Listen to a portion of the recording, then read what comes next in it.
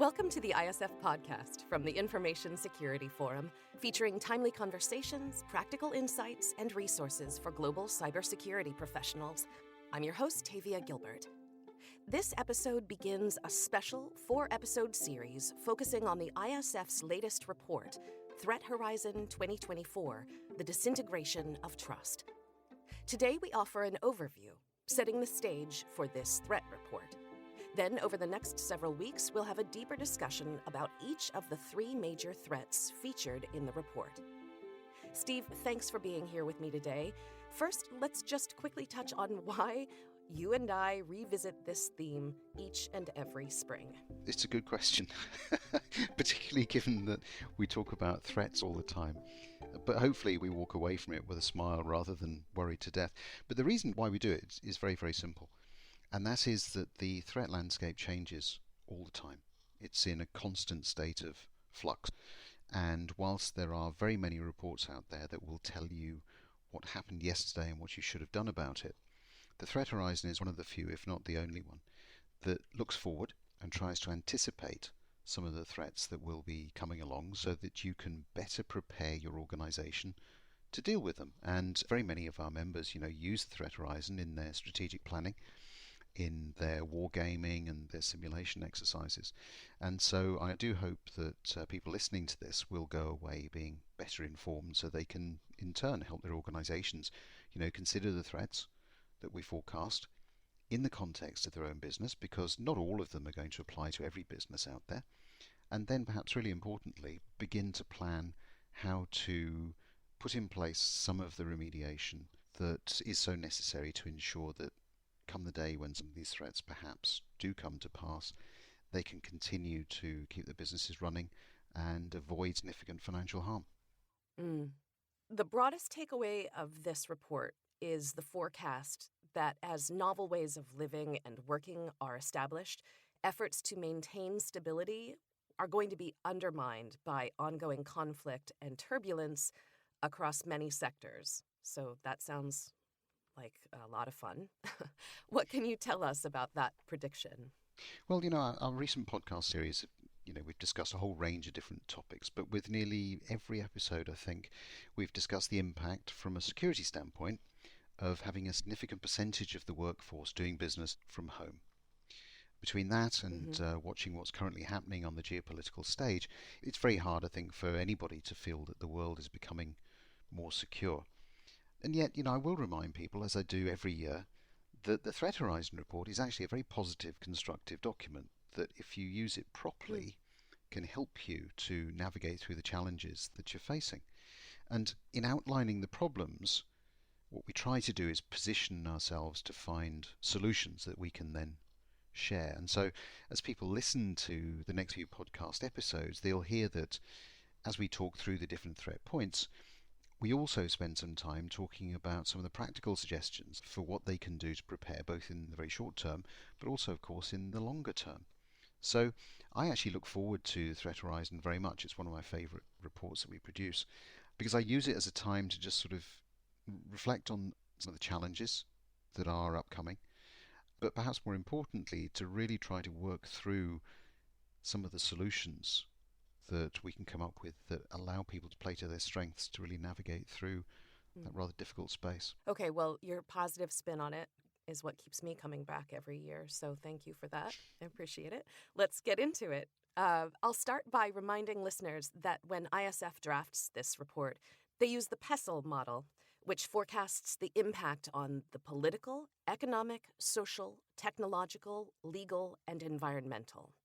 So, Steve, you're looking at the future through all of those different lenses, anticipating upcoming challenges. That's right, Tavia. So, if we start with political, for instance, in an era when regional organisations such as NATO and the European Union are, some would say, struggling to define their purpose, elections across the globe in 2024 will have the potential to further strain, I think, the fabric of societies, and undoubtedly we're going to see an increase in challenge when it comes to international relations.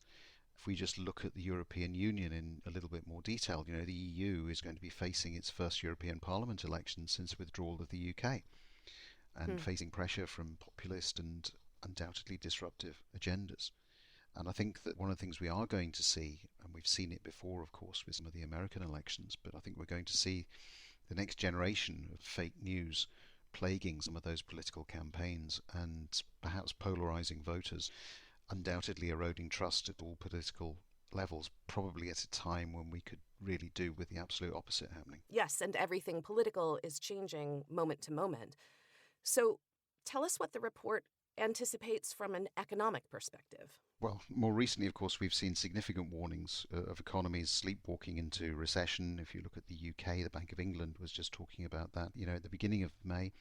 So I think the economic outlook in 2024 will be defined by uncertainty as a result of the pandemic, certainly, but also as a result of the ongoing hostilities in Ukraine. And so organizations are really going to have to be, I think, very much more pragmatic than perhaps they have been in their responses to shifting economic prospects. I think specifically perhaps decentralized finance will evolve alongside a cashless society. So that means that the central bank's grip over things like taxation and regulation will potentially loosen. The rapid rise of novel forms of money will cause a pretty bitter battle, I think, over fiscal control. That's something that we haven't really gone into in a huge amount of detail at the ISF, and I don't think even amongst economists that's a certain area that we'll see developments in. States, I think, will wrestle for ownership of new currencies as well as they look to define their policies and approach. And inevitably, trust will decrease in institutions and governments due to these somewhat clumsy battles that will take place to try to gain control. Unfortunately, I think that some of the challenges we're also seeing everywhere in the world around supply chain and the disruption to supply chains is probably going to continue because of labour and equipment shortages and the very interconnected nature of contemporary markets and their associated fragility will continue to really be exposed as we continue to see. And then, of course, with potentially all countries lurching closer to recession, there are some potential time bombs out there that could have very significant impact. I'm thinking about the potential for recession across China, across the United States, so some of the very large global markets, which could have global economic, political, and indeed social shockwaves. So, plenty to look forward to in that part. We went from hope to a potential time bomb, so just noting that. I think we were all hoping to see supply chains come back in order, so that's not great news. What about the social perspective? You've already mentioned that we can't ignore COVID's ongoing impact, and that's going to be seen even as far out as 2024. Is that right? Yeah, that's right. I think the long shadow of the pandemic will continue to fall over pretty much every aspect of society, whilst the primary effects, such as loneliness, separation, and undisputed health impacts are pretty well documented. I do think that secondary effects are also brewing. The fallout of the pandemic will cement division between those who prospered and those who suffered. Social disillusionment will be high, and decreasing trust and support of government policies will, I think, whip up support for political violence, and we're starting to see some of that emerging in different parts of the world. But ethical considerations will also be a driving factor in all aspects, I think, of social life. As Generation Z's influence becomes very much more apparent, their emphasis on ethical and moral business practices, both internal and external, will lead to ground-up changes to organizational operations. And I think organizations will face difficulties incorporating differing expectations across generations. To ensure this new approach translates across relationships between technology and people, global spending on data protection and certainly compliance technology is going to rise, and we expect that to reach something like $15 billion by 2024. That is heartening that Gen Z is emphasizing ethical and moral business practices, so that is great news.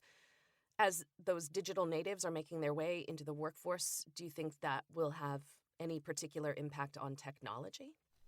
Yeah, I think it will. There's really no going backwards in technology.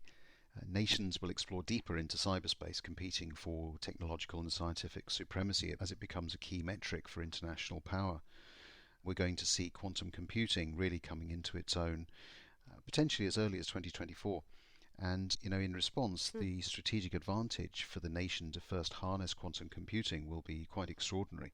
Though as instances of deliberate state-backed cyber attacks increase, the potential for a physical response is also going to rise. Then beyond Earth, a technological arms race is brewing, as the space race shifts from being a matter of national pride to a way to exhibit genuine strategic advantage. For example, private space endeavours. Those are going to be key to NASA's plan to return humans to the moon by 2024.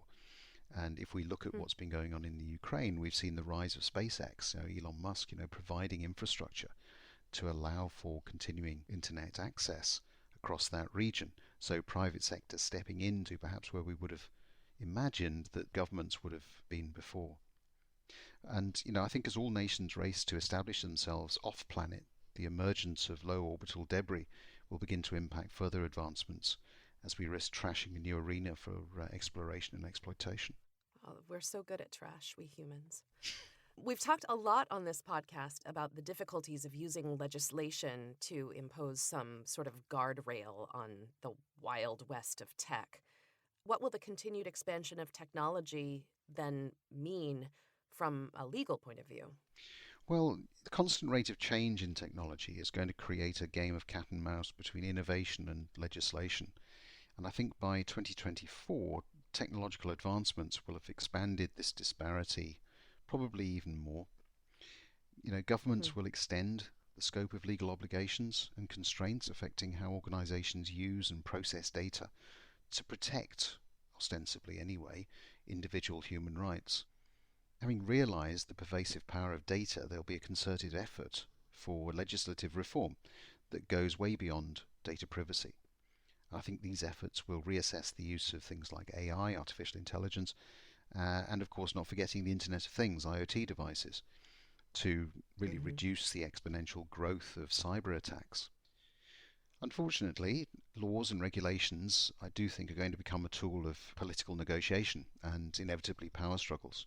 We're already seeing it becoming increasingly more difficult for multinational organizations to really understand that different legislative landscape across the very many countries that they operate in, and indeed that their supply chains operate in. Officials are going to seek to continue to build upon existing data sharing pacts and to repair broken legal mechanisms to enable cross-border data transfers, advancing existing relations and excluding political challenges, which is a very real shift in the way that legislation has been used traditionally in the past anyway.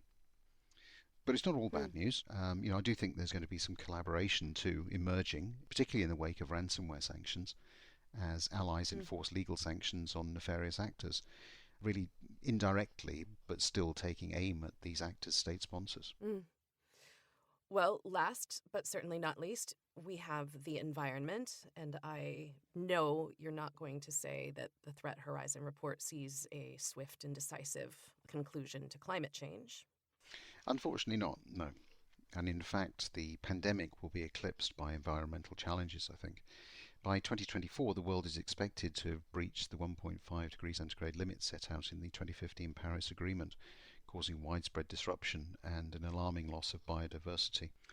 Yet, inciting widespread frustration, reform to tackle environmental change will remain, over that period, I think, a political talking point rather than concrete action.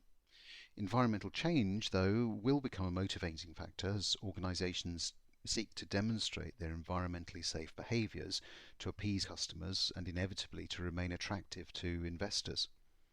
As extreme weather events increase, it's going to become essential to ensure that the potential for environmental disaster is really woven into organisational strategy. Organisations will look to acquire the trust citizens no longer hold in government legislation, which is deemed inconsequential compared to the action required to restrict the harshest of climate changes. Listeners, you can find the Threat Horizon Report 2024, The Disintegration of Trust, at securityforum.org. And you can go back to Threat Horizon reports from previous episodes of our podcast.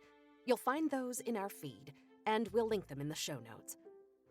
Next week, Steve and I are back to take a deeper dive into the report, focusing on the unintended consequences of well-intended regulations.